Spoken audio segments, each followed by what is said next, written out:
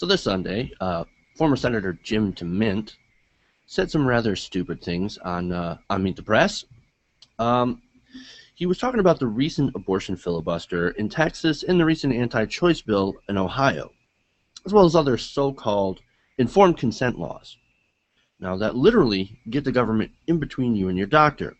Now, before I get into the kind of stuff that Jim Demint said, I want to remind viewers a few things of what's in these laws.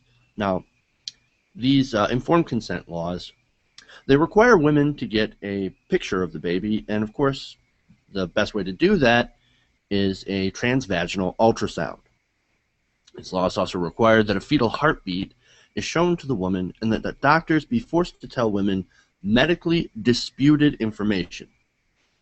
Now, for example, doctors would be forced to tell a woman about a debunked link between abortion and breast cancer, and also about more medically disputed information, such as fetuses will feel pain.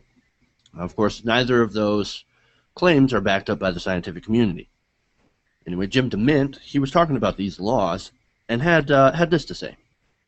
Quote, "The more ultrasounds have become part of the law, where a woman gets the opportunity to see that there's a real child, it's beginning to change minds. And I think that's a good thing." Now, what this says to me is that Jim Demint thinks that women have no idea what their bodies are doing. It's like they're stupid and don't really understand that there's a fetus in there until Big Brother comes around and makes them see it. It's pretty insulting to women, I think. Now, Demint continues, quote, "It's time that the 3,000 babies we lose every day have some people speaking up for them." Really? Oh, really? Well, gee, Jim, how about the thousands of children who are going to lose food stamps with the cuts that you continue to do? Who's speaking up for them? Not only that, but, oh, look at that. Jim Demint voted against the health care bill, which would help a lot of children. He voted for the Ryan budget that would have shredded the social safety net, which, once again, a lot of children rely on. He even voted in 2009 against expanding the Children's Health Insurance Program, otherwise known as CHIP. Oh, the Children's Health Insurance Program. I wonder who that would benefit.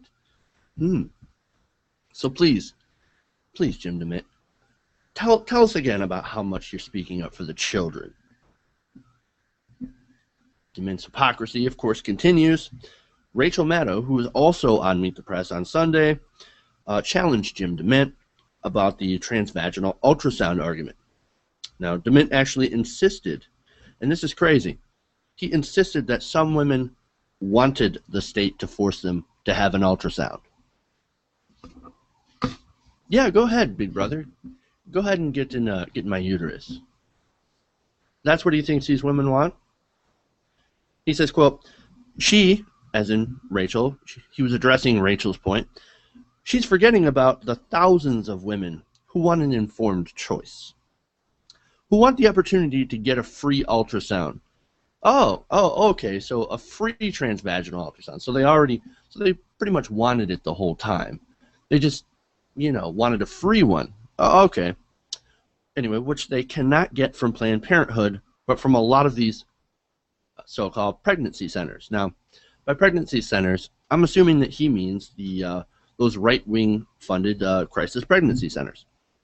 Now, those right-wing centers, those crisis pregnancy centers, have been shown to give false information on abortion, as well as having the staff dress up as doctors when they're clearly not doctors, to try and dissuade women from getting abortions.